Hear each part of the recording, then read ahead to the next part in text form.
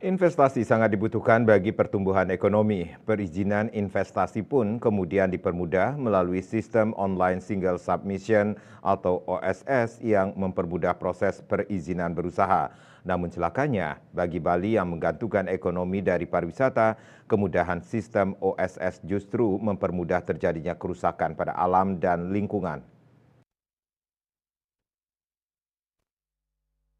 Pengamat lingkungan dari Universitas Udayana, Dr. Imade Sudarmo mengatakan, perizinan terintegrasi atau online single submission OSS dengan memangkas regulasi yang berlebihan dan menyederhanakan peraturan telah menimbulkan berbagai masalah pada lingkungan. Jadi, di samping memiliki banyak manfaat dalam hal kemudahan berbisnis dan menarik investasi, penerapannya juga telah menimbulkan dampak negatif terhadap lingkungan.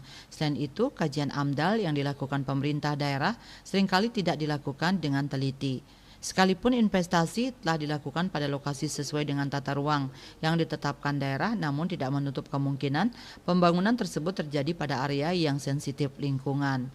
Menurut Sudarmo, hal ini bisa dilihat pada kasus pembangunan Hotel Tebing dengan memotong tebing untuk melakukan penataan demi mendapatkan view yang indah, atau pembangunan pusat perbelanjaan tanpa memberikan pemecahan masalah transportasi, kemacetan lalu lintas yang memadai.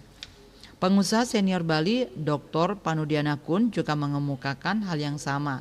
Sistem OSS mempermudah perizinan, namun aspek lingkungan jadi diabaikan. Contohnya sekarang pembangunan villa tidak memerlukan penyanding.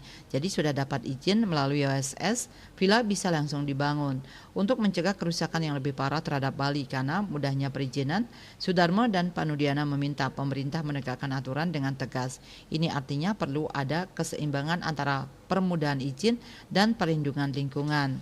Terjadinya akselerasi pembangunan ekonomi melalui pemanfaatan ruang untuk berbagai bentuk investasi oleh investor seperti hotel, villa, pertokoan, pusat perbelanjaan, dan lainnya telah menimbulkan berbagai dampak lingkungan yang dirasakan oleh masyarakat. Satu dampak yang paling dirasakan dalam beberapa minggu terakhir ini adalah meningkatnya kemacetan lalu lintas yang semakin parah. Sudarmo mengatakan kemacetan yang terjadi ini akibat dibangun dan dioperasikannya berbagai infrastruktur dan kegiatan bisnis pariwisata yang semakin berkembang dan cenderung tidak terkendali, terutama di daerah destinasi tujuan wisata. Bahkan permasalahan klasik yang telah ada sebelumnya seperti penanganan sampah dan belum terselesaikan seakan terlupakan oleh permasalahan baru berupa kemacetan lalu lintas ini. Bali Post melaporkan.